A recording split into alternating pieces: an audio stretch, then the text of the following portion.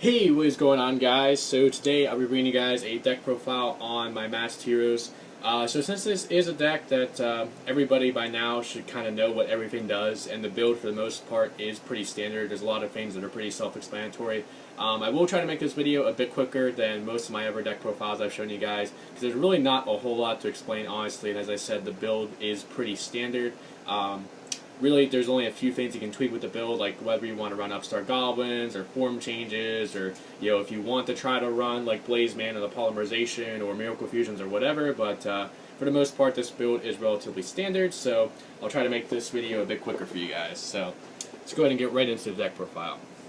Starting off, we have the standard free Shadow Mist, 2 Bubble Man, which I think is the perfect number, so you don't clog, but you also have enough to where you'll see it when you need it.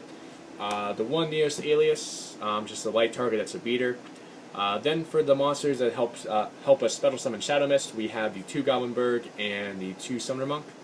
Then for the final monster, I have the 1 DD Warrior Lady, which is a searchable by Rhoda Ginlock.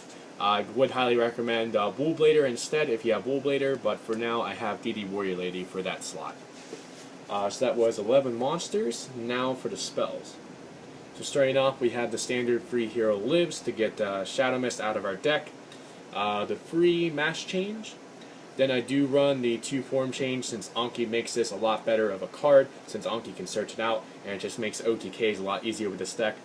The 2 Mass Charge to recycle all those quick play change cards, and also a hero from the graveyard as well. The free Rhoda, pretty standard. 2 Forbidden Lance, pretty standard for protecting Darklaw. And then I do have Book of Moon, versatile card as a Gin Lockout.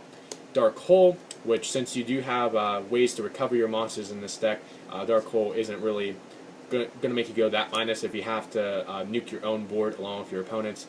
And then finally the 1 Raigeki. Of course, all 3 of these are Gin Lockouts. So that was 18 spells. Now for the final 11 traps. So starting off, we have the free Fiendish Chain, pretty standard for negating effects and also protecting Darklaw from attacks. The free Mind Crush, pretty standard for a lot of the decks out there, since a lot of decks search, and it also combos off so well with Darklaw. Just being able to banish 2 cards out of their hand instead of 1 can be really, really powerful. 2 Call of the Haunted to bring back Shadow Mist or any other monster that we need to recycle.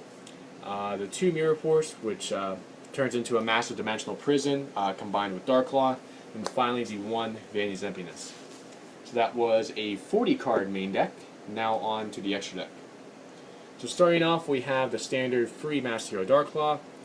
Then for other Masked Heroes, we have the 1 Vapor, which is a form change target with Darklaw. The 1 Acid, because it's Heavy Storm. The 1 Anki, as I talked about earlier, which can also poke directly for half damage, which can be useful sometimes. Then the 1 Koga, since I do run Neos Alias. It can get pretty big with how it gets 500 attack, 500 more attack times the amount of monsters your opponent controls. And you can also banish an elemental hero to reduce a monster's attack by that banished hero's monster's attack until the end of the turn. So it's got pretty useful attack modification effects. Then for the Xyz, we have Abyss Dweller, Castel, Exciton, Cowboy, Excalibur, 101. Then the combo of Ptolemaeus and Diamond for, of course, Burying Abyss and Stalls. So then to wrap it up with the side deck, this is definitely still a work in progress, and it's probably one of the tougher parts of building this deck, since there's cards that I normally would play in my side decks that you have a hard time playing in this deck, since it conflicts with some of your main strategies, but this is what I have so far. So we have the 2 Artifact Lancia for, of course, Necros, Spiritual Beasts, and Infernoids. The 2 Effect Veiler for extra effect negation. The 2 Max C, since a lot of decks like to spam and special summon.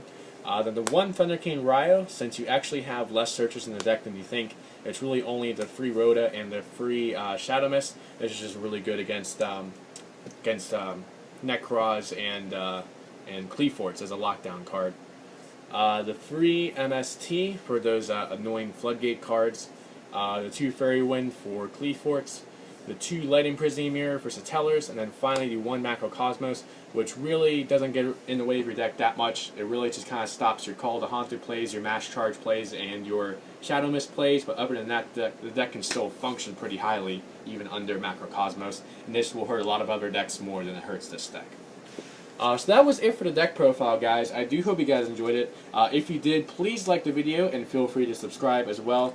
Definitely let me know what you think about this deck in the comment section below. Definitely am open to any suggestions you guys may have as far as how I could possibly make the deck better. And if you have any suggestions as far as any deck profiles or any other videos that you want to see from me, feel free to leave that in the comment section below as well. So thank you guys so much for watching, and I will catch you guys next time.